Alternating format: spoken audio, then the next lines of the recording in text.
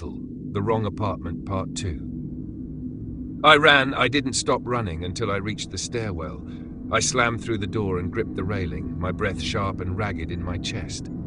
The stairwell was empty, the dim emergency lights casting long shadows against the walls. I glanced back. The hallway behind me looked normal now, short, familiar, exactly the way it should be. My apartment door was there, right where it belonged. I swallowed hard. Had I imagined it? No. I knew what I had seen. I took the stairs down 2 at a time, ignoring the burn in my legs, my only thought getting outside. I needed air, space, something to convince me that I hadn't just stepped into some impossible crack in reality. By the time I reached the lobby, my hands were shaking. The night doorman looked up from his desk.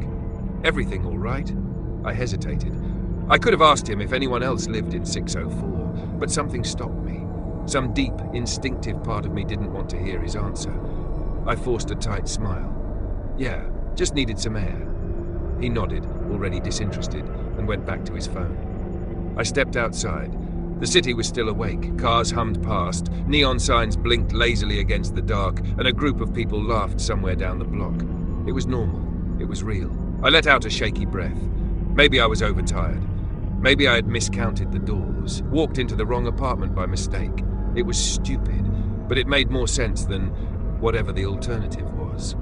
I glanced up at my building, at the row of identical windows stretching toward the sky, and then I saw it. A figure standing in the window of 604, watching me. I couldn't make out their face, but I knew somehow that they were looking right at me.